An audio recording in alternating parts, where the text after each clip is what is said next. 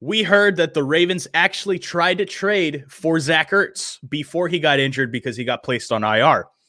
So that tells me that, hey, maybe Eric DeCosta actually realizes that the tight end position could be something that we could shore up a little bit, because as good as Nick Boyle and Mark Andrews are, and Mark Andrews can be a little bit inconsistent with the hands especially, but I was surprised at the beginning of the season when we decided to just keep 2 tight ends, because this is something that I haven't heard a lot of Ravens fans bring up.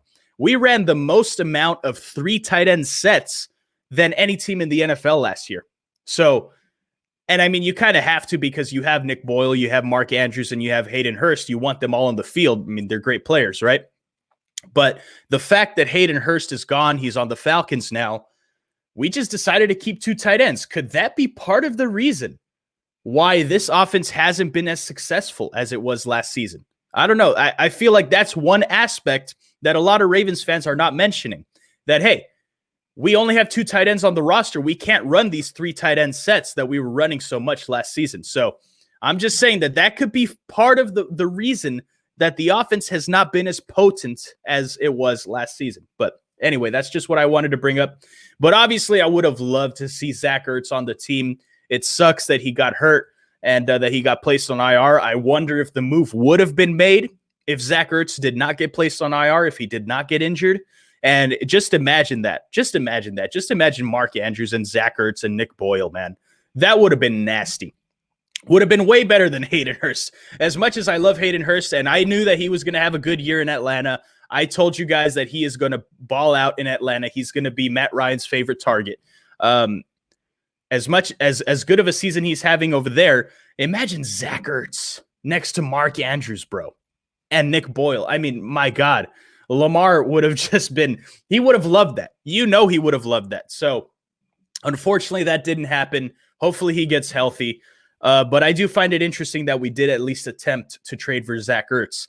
The other piece of news that came out was that the Ravens, while calling to trade for Yannick Ngakoue, they also asked about Adam Thielen, which is very interesting because the receiver position has obviously been a huge topic of conversation for all Ravens flock. We're always talking about the receiver position, it seems like. How can we get better? This is a year in and year out thing. It's always going on like this. So obviously we signed Dez Bryant to the practice squad. Everybody saw that. That was a big piece of news. Dez Bryant finally making his return to the NFL. And I said I wasn't too excited about the signing. I'm just staying optimistic. I'm going to, I'm not trying to get my hopes too high about Dez Bryant. I just kind of want to kind of see what he's going to be able to do in this offense, to see if he's actually going to be much of a difference than what we already have.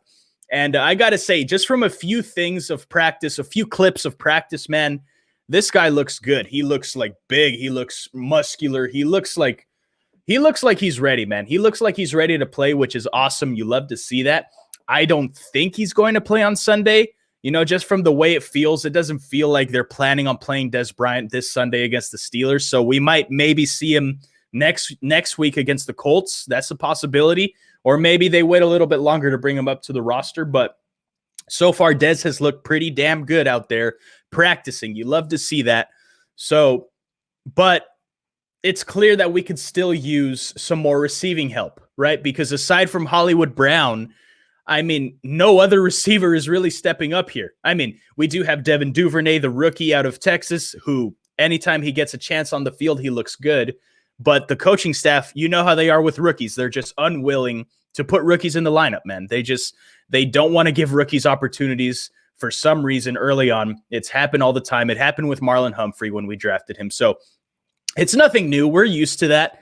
But it's also kind of frustrating because we see what Devin Duvernay is able to do on the field. We see what guys like J.K. Dobbins is able to do on the field. And it's clear that they deserve more snaps. So I'm hoping that coming out after the bye, because we know what Harbaugh does. He likes to, kind of recollect. He kind of likes to take self-inventory and see, okay, what were we doing that's working? What can we do better? So I'm hoping that he sees that, hey, when Devin Duvernay is on the field, it looks good, man. He's actually another receiving threat that we can add to our arsenal. And when J.K. Dobbins is on the field, he actually makes the most out of his carries. So We're going to see, man, how that goes. But Adam Thielen, wow, that would have been great. That would have been an interesting addition. It's one that I would never have expected.